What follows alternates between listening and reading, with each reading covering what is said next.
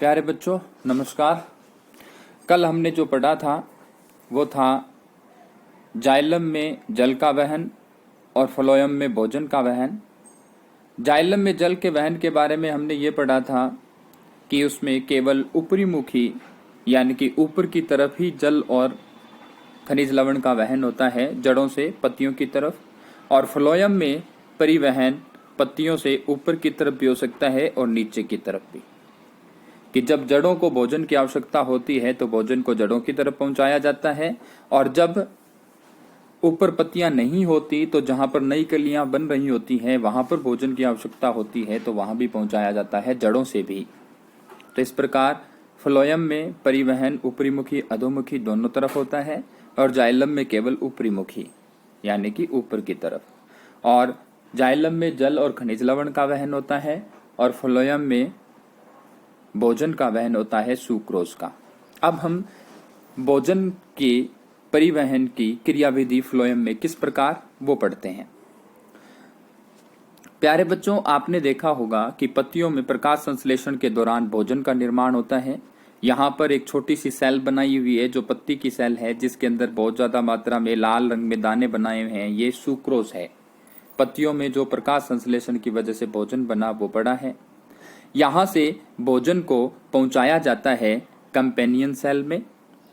Companion cell साथी कोशिका जो फ्लोएम उत्तक के अंदर होती है, यानी कि वहाँ मुख्य जो आपकी चालनी नलिका है उसके साथ मौजूद होती है फ्लोएम में।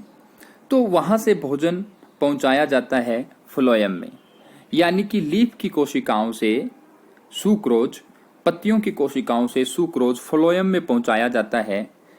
और ये जो स्थानांतरण है भोजन का पत्तियों से फ्लोएम उत्तक के अंदर, ये स्थानांतरण होता है ऊर्जा की इस्तेमाल से, एटीपी का इस्तेमाल करके होता है। यानी कि जाइलम में हमने कोई ऊर्जा की आवश्यकता नहीं थी जल को परिसंचरण करने के लिए, परंतु फ्लोएम में हमें आवश्यकता है एटीपी की, भोजन को कोशिकाओं से, स्रोत कोशिकाओं से फ्लोएम में पहुंचाने के लिए। और जैसे ही फ्लोएम में सुक्रोज की मात्रा बढ़ती है तो वहां पर पानी का दाब, पानी जाइलम से फ्लोएम में इंटर कर जाता है, यानी कि प्रवेश कर जाता है, और वहां पर दाब अधिक हो जाता है पानी का। और जिस तरफ भोजन की कमी है, जैसे नीचे ये दिखाया हुआ है, यहाँ पर भोजन कम है, वहां पर दाब क्या होता है, प्रासरण दाब कम होता है। यानी कि मुख्य क्रिया क्या हुई, पत्तियों की कोशिकाओं में भोजन है, वहां से फ्लोएम में एटीपी की सहायता से भेजा जाएगा। जैसे ही भोजन की मात्रा फ्लोएम में बढ़ेगी, जाइलम से पानी स्वतः ही फ्लोएम में आ जाएगा, जिसकी वजह से प्रासरण दाब बढ़ेगा। और जिस तरफ भोजन की कमी है, चाहे वो जड़ों में कमी है, चाहे ऊपर पत्तियों में, ऊपर जो भाग है, टहनियां हैं, वहां पर कमी है, यदि पत्तियां नहीं है तो जिस तरफ कमी होगी, यानी कि जहां पर सिंक होगा, जहां पर कमी होगी भोजन की, उस तरफ प्रासरण दाब कम होता है। और इसी दाब की वजह से भोजन जो है वो पत्तियों से किसकी तरफ आता है, जहां पर उसकी जरूरत होती है। अगर जरूरत है ऊपर तो भोजन ऊपर चला जाता है, और अगर जरूरत है नीचे तो भोजन नीचे चला जाता है। यानी कि तीन मुख्य बातें होती हैं यहाँ पर, आप ध्यान से सुनेंगे। ये क्या कि सबसे पहले जो सोर्स कोशिका है, जो पत्तियां हैं, उनके अंदर भोजन संचित होता है, वहां से भोजन को फ्लोएम में भेजा जाता है एटीपी ऊर्जा की मदद से, और फिर उसमें फ्लोएम में स्वतः ही अपने आप, नंबर 2 क्या होता है, जाइलम से जल स्थानांतरित हो जाता है, और जल आने की वजह से उस भाग में प्रासरण का दाब बढ़ जाता है, और वहां से भोजन जहां पर जरूरत होती है उस तरफ पानी के साथ मास फ्लो होता है, पूरा का पूरा पानी के साथ गुलित अवस्था में भोजन एक जगह से दूसरी जगह पर स्थानांतरित कर दिया जाता है।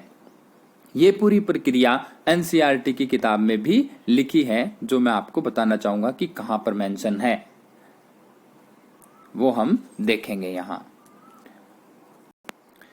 यहां लिखा है कि प्रकाश संश्लेषण जो पत्तियों में होता है,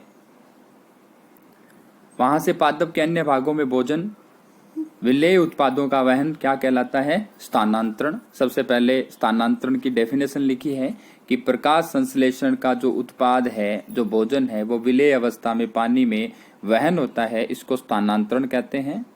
और इसका संवहन किसके द्वारा होता है? फ्लोएम नामक भाग से होता है।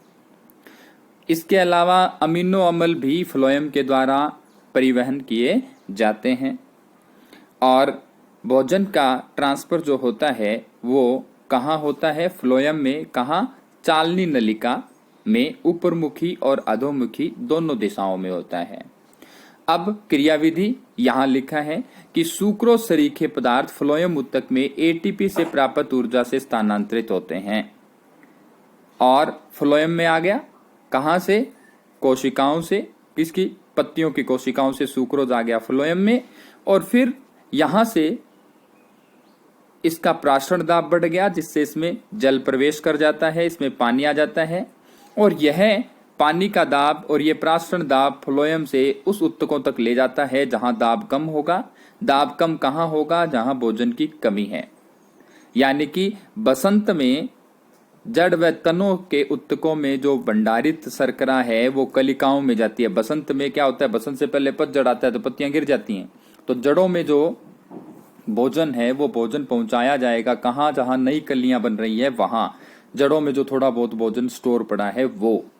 और जब पत्तियां बन जाती हैं तो जड़ों के पास भोजन को भेजा जाता है। तो ऊपरमुखी और अधोमुखी दोनों तरीके से होता है। और ऊर्जा के लिए ये जरूरत है इस भोजन की, तो ऊर्जा के लिए उसका उपयोग किया जाता है। तो ये पूरी प्रक्रिया थी फ्लोएम में स्थानांतरण। आप अच्छे से इसको पढ़ेंगे और ये भी एक इम्पोर्टेंट क्वेश्चन है। धन्यवाद।